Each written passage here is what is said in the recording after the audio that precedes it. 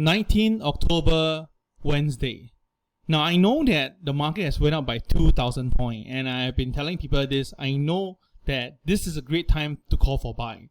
But if you look at the whole dynamic, the demographic, the exact momentum right now, you will actually cause a doubt on the whole event. And I strongly believe that the S&P 500 is going to sell again. And of course, I have my reason, and I'm going to share this with you. But of course, at the end of the day, if I got it wrong, I'm so sorry, but that is part of investment and trading. So before we go into today's session itself, once again, please kindly do your risk assessment, and also thank you AIMS for the kind sponsorship. Now, Goldman Sachs earning was good, okay? It was good because it came out better because of the strong bond trading result, okay? But the company profit actually down by 43%. That's a lot, 43%. But the thing is this, it actually tops the analyst expectation. Now, the thing is this, the profit dropped by 43% and it's $8.25, right? But the analyst is looking at $7.69. I mean, my God, are they looking at 55% drop? This is really insane. And the revenue also beat expectation. Oh my God. I mean, I've been telling people this, look, the best way to really push the market up is get these guys to come in and really mark down the analyst reports or expectation. And as long as the result is slightly better, the market will buy. But if you look carefully right now, do you notice that the counter itself gap up in the morning, but failed to stay up? Now, does it look like a counter that really tells you that it will be like going higher? I don't think so, my friends. I really don't think so. Okay, let's just look back here. Now, back then when the earning was here, okay, the earning was something similar. Okay, we have a pull down on next day. All right, then after that we had a gush up, and wow, the market went up by more than 10%. All right, okay, this one we understand what happened because at the time the whole entire S&P 500 rally up. Okay, now the volume itself is, my goodness, is almost identical. Okay, the whole structure looks exactly the same.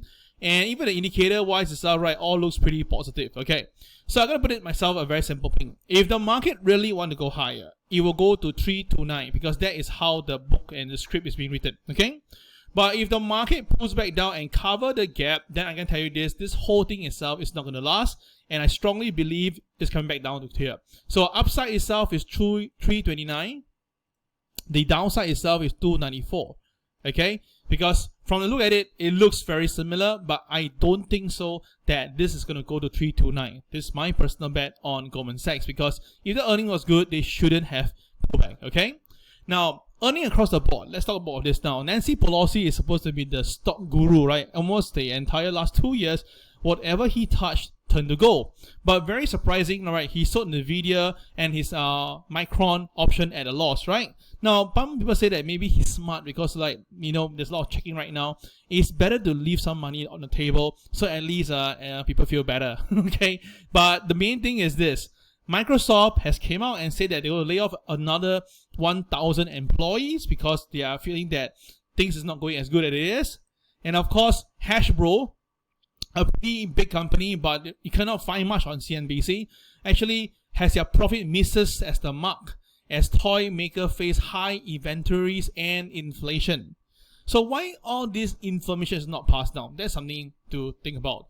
And of course, Johnson & Johnson. Oh my God, this is a big company, right? Johnson & Johnson. But incredibly also that they actually has their revenue beating. Okay, that is pretty cool. But what happened? The share price hardly moved. Okay, so all these are the important news, but you know, they don't really cover, and they cover like all these bank shares and highlight them, and surprisingly all of them are doing well, but all of them gap up and pull back. So don't you find that the whole thing doesn't make sense here itself? Something is just wrong. Yeah, okay, so tonight is a big one. Tonight will be Tesla. Okay, Tesla earning will be tonight, and Tesla again, same thing, the share price gap up and then pull back. Now the upside potential will be here, okay, 237. That is my upside view. But if things doesn't turn out well, oh my God, the selling can bring it down to 206 again. Now volume wise, we can see that the last time we had this volume, he picked up towards it, and then after that the share price shoot up. Okay, this time around the volume declined, so not too sure how to interpret this, but the two numbers are set by myself. Okay, so let's see what happened later tonight. Now, but on my my TWB chart as well, right, we can see that the boys are still selling. The weightage itself is still down. Hence, therefore, based on number, my upside potential is 248. This is based on my TWB indicator. And if downside, it'll be 182, okay? So there are two different numbers. Okay, this is compared to earlier, the number that's based on the common chart. This is based on TWB chart, all right? So watch out for this 248 and 183, okay? There's something that to take note. Now, of course, the question is, yeah, we're going to see a recession. Now, apparently from Bloomberg right now, okay, Bloomberg Economics sees a near certainty downturn will start. Tightening condition, inflation, hawkishness of the Federal Reserve, it seems to be coming. And from here itself, you can see that they have surveyed 42 economists, and majority of them is expecting that there will be a recession. And of course, they use an economic model that's using 13 macroeconomic model, and apparently it has reached a 100% chance that a recession is coming in. So you can think about this. From January this year, I've been calling for a recession coming in within the next 12 months, and it's really coming in. But now only Wall Street then come and tell you that, okay, there's a recession coming in. But the problem is the market has dropped by 20% from the all-time high to now. So by the time you see all this news and said that, hey, time to just get out, then that is where the boys will be buying. But if you ask me now, right, is it a great time to buy? I still don't think so. I think that we still got a little bit more to go. And that's the reason why I felt that all these earnings and all this data tells me that we just need one more push, all right, off the cliff, so that, you know, the boys can come in. Because even the Goldman Sachs CEO, David Solomon, came in and said there's a good chance of recession and time to be cautious. Okay, so now the boys are all calling for sell in a way. Even Jamie Dimon has said that yesterday or the day before. But the question is this going to make? Now, we all know that Joe Biden is doing his best and is trying to release more oil from the SPR. Now, the SPR at the moment now is already at a very low level, the lowest reserve level for the last 40 or 41 years. But our Biden is still continuing to release more. In fact, he want to release another 10 to 15 million barrel. Okay, he want to do that because he really want to help up in the inflation side.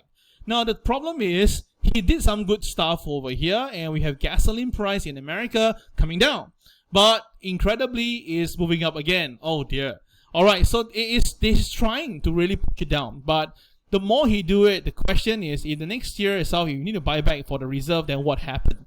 So this is one thing that's the reason why I know that crude oil price will go lower. And of course, as a trader, I've been telling you guys is, if crude oil price goes lower, usually the stock market will follow. But is it a time to really press the panic button? Now, there's two sides of it, okay? Now, we all know that the investors are pretty bearish right now, but there's no outflow of capitulation yet. That means that the inflows to equity is still reasonable. The allocation to equity is lesser, but the inflows are still coming in, or at least not really getting out. So that's the reason why still a lot of people don't feel that there's a need to panic. But for me, it's alright when you realize it, when the capitulation really comes, and then you realize it's all too late. So it's better to react now, prepare yourself, and then when the thing really comes, that is where the whole world will tell you that it's capitulation, let's get out of the market. I think that will be the best time to buy into the market. Now, let's look at this Bank of America Securities research. I think it's pretty good, right? Okay, now, in short itself, it's a pretty long article, but I want to tell you this, okay? That currently now, right, the best time to buy S&P 500 when it's 15 times forward earnings. That will be the best time to buy. At the moment now, we are at 19, okay? We are at 19. So over the year itself, right, we have from this from 24 to 35 to 23. So imagine that, and 35 was really at a very high level. That's why January 2022, you saw the market pulling back down. So now it's at 19. We want to hit 15, okay? That will be the best time to buy. So what do we need? Yes, we need a capitulation. If that actually happen, price really falls off the cliff, that will be a very good time to buy into the equity market. And one of the reasons why I think that it might happen is because in the S&P 500, the aggregate geographic revenue exposure, 60% is domestic, but 40% is international. So if it could be international, meaning the profit was made by non-dollar. So if the dollar actually keep on surging higher, that means that the revenue collected from international will be much lesser. Hence, therefore, it will affect the bottom line. So that's the reason why some people actually says that, right, the higher the dollar go, it may not be as good for those companies that have a lot of money outside, and also primarily are all those technology companies. All right, so from this right now, the seemingly that the estimate now is at a very low level now. But the thing is this, you may say, but Cal, but why the banks are doing well? Yeah, the banks are doing relatively okay, but generally the others are doing not so good. So that's why some of the analysts are looking at a slowdown in profit growth, and I believe that this will go negative by the next quarter. Okay, this is something that I believe that. Okay. So, okay, there's a bit of PowerPoint issue right now. I think I forgot to do this. Just give me a moment, yeah? Now, the thing is that now going on is that people have been asking, would there be a chance of a Fed pivot? Now, what is a Fed pivot, right? That's a question that people have been asking me. Let me explain this to you right now. Just give me a moment. Apology on this, the PowerPoint side. Okay, now, a Fed pivot is when the Federal Reserve reverse its existing monetary policy. Okay, so now we have is tightening. So the market is now saying that what if Federal Reserve decide to reverse and then become this easy money policy. So that is what the market really wished to happen. But if you look into the history, whenever there is a pivot, okay, when the Federal pivot, right, the stock market actually go down further. So we have the GFC, we had the dot-com bubble, the Gulf War, the double dip, the recession in 69 and 73. Apparently, once the Fed pivot or change side, right, the market will drop even further, and usually it's about an average of 14 months. Of course, the lowest was 3 months, the highest was about 21 months. So the average was about 14 months. So it's seemingly telling you that if the Federal Reserve actually pivot and you do see the yield coming down, then the stock market go lower. And if you actually look back, it is actually like that. Really, I shared this before, that it seems that when the yields is coming down, right, you can see that the stock market also come off, okay? So this is a very interesting thing that I want to take note. But again, no panic. Why? Because now we have the big bear. The big bear, Mike Wilson, sees a bear market rally from now. That will lead to an 11% gain from here. So he's trying to say that now this market is good for a bear rally. It will go up first by 10 to 11%, and then from there itself, it might come down again, okay? So, of course, this is like totally against what I say, because, I mean, all along, I'm in the same side with Mike Wilson. But this time around, by saying this, I find it very suspicious. Of course, I may be wrong because he's from Morgan Stanley, right? But I just felt that, you know, the numbers doesn't make sense, because the interest rate is still going to go up very soon, 75 and potentially 75 basis points again. And the earnings are coming off. And very clear, the dollar is going to go higher. So I cannot see how Mike Wilson say this, unless, like I say in my previous writing, probably someone need to get out of this thing, not to be blamed later, because you don't want to be the guy who make money off people's misery. Don't you think so? So I'm going to show you two S&P chart to explain to you my view on how and why I think the S&P 500 may pull back a little bit more. Okay, let me explain this with you right now. Now, this is the S&P 500. This is the lowest point of the S&P. This is the highest point, right? Okay, we call it A and we call it B. Okay. So what we have is a Fibonacci, all right? I think I showed this before to you, right? Now, 3510 is actually this 50% mark. And incredibly, recently, the market really touched and recovered. So this 3510 is going to be in your book right now. Remember that. If the market comes back down, 3510, take some profit, okay? Now, if the market really breaks below 3510, the next number that I'm really very confident it will go is 3200. Now, 61.8 is a very mysterious number, and usually the market really follow. It could be like a self-fulfilling policy. But my point is this, 3200 likelihood will come. Okay? Will come. Let me explain to you why. Now, look at this right now, okay? This is X, this is Y, and this is Z, okay? Now, you notice that from the circle X, you cross with the box I draw over here, you can see that this point is roughly about 4200 area. The next time at Y, when the RSI goes to 30, you notice that the number have dropped down to this 3800 level. And then at Z, we can see that the market dropped to 3500. Now, this is a very clear of a bearish selling, okay? Bearish selling. And we still have a bit of room for another one, could be like double Z example, right? So if that is the case itself, I think that the figure 3200 will likely fit the bill, okay? This is why I felt that traders should watch out for this. If the S&P 500 spot market loses 3510, then 3200 should be next, and that will be the best time to really buy into the market. Yep, okay, so watch out for this. And of course, there's one more to go. Now, take a look at this. Is the since the charts of 1998 all the way. Now, every time we look at this, the moving average 200. Wow, look at it. The way it basically stops there perfectly every time. And then after that, the market shoot up. Okay, so we are around here at the moment. Now, I want you to take note over here. Is that, okay, when the market is coming down, you notice at the bottom of the market, usually you see the volume surge up. Now, this is the classic telltale sign that the market will tell you to sell, and all the funds, all the mutual funds, ETF will dump because they had to follow the compliance. And then the volume will just surge up, okay? So when that all happened, it's a great time to buy, because that is where the smarter guys will come into the market and buy as much as possible at a cheap price, maybe 20 cents for the dollar, and then after that, you get your market bottom. You understand? Okay. So you notice that it happened again back in this 2008 and 9, where the volume surged incredibly, and of course, after a while later, the market bottomed up. And that was whereby our sovereign fund actually dumped some shares and regretted 6 months later. Okay. So it's the same thing again when it happened when the RSI is at 30, and of course, the volume was there. Can you see that? Okay. It keep on repeating, right?